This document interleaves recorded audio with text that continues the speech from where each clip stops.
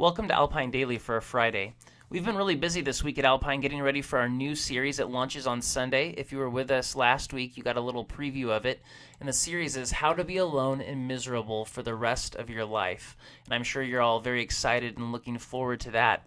But as we were planning for it this week, one question kind of popped into my head and I wanted to explore it with you today, and that's the question, is God ever alone?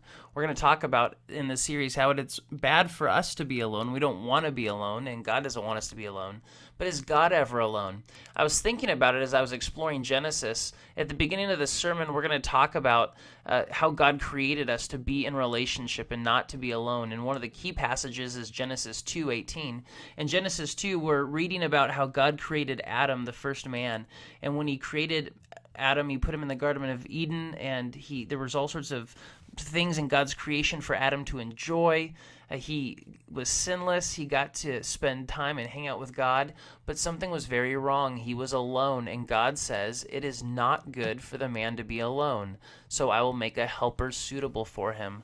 For the first time in his creation, God recognizes that something is not good, and it's that Adam is by himself, that he is alone. And so he makes Eve, the first woman, to be his companion, and it illustrates the importance of relationships for us.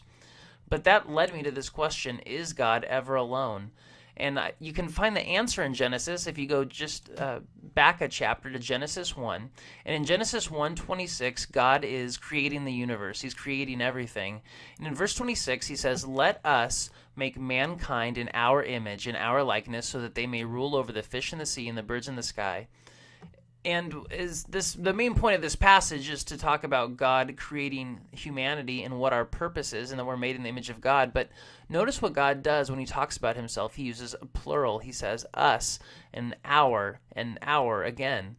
And what God is doing, what we know if you've been around Alpine for a while, if you've read the Bible, what God is doing here is he is giving us a little glimpse of his personality, and that God is more than just the single solitary God by himself, but he exists as Trinity. This is a reference to the Trinity. And I bring this up because it's the answer to our question. The Trinity teaches us, in Genesis 1:26 is an important marker in this. The Trinity teaches us that God exists in an eternal relationship of Father, Son, and Holy Spirit. Maybe you think of God before creation, especially sort of off on his own, sort of lonely, and almost needing creation in order to be in relationship. But what the Bible teaches us is that for all time, for all eternity, God has been in relationship. Father, Son, and Holy Spirit, the three persons of the Trinity, have been in a perfect, loving relationship with one another. The other thing this teaches us is that relationships are central to the nature of God, that God himself is bound up in relationship with himself. And once he created us, he's now in relationship with his creatures. And so that not only are relationships important to humans, as we're going to see this week, they're important to us, but they're important to God himself.